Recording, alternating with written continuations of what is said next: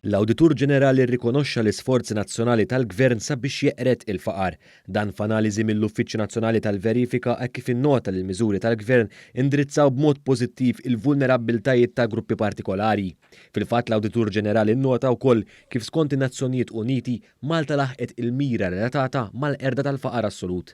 Fl-analiżi tal-Uffiċċju Nazzjonali tal-Verifika ġew imqabbla l-kundizzjonijiet tal-ħajja fl-2018 ma' dawk tal-2008 u l-2015.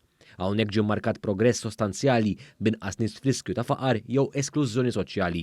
B'reazzjoni l-Ministeru għas-Solidarjetà u l-Ġustizzja Soċjali laqgħa l-analiżi mill-Awditur Ġenerali u qal li s-suċċess tal-Gvern fil-ġlieda kontra l-faqar kien riżultat tal-mijiet ta' miżuri u inizjattivi li l-Gvern daħħal fis-seħħ mill-2013.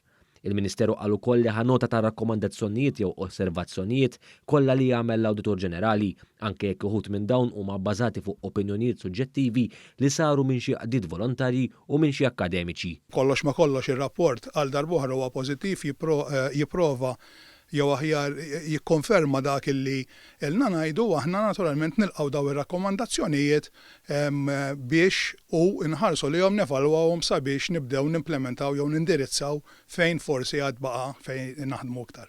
Il-Gvern qal ukoll li se jibqa' impenjat biex ikompli jdaħħal aktar miżuri soċjali kif għamel fl-aħħar 7 snin għaliex għal dan il-Gvern il-faqar huwa realtà u mhux perċezzjoni.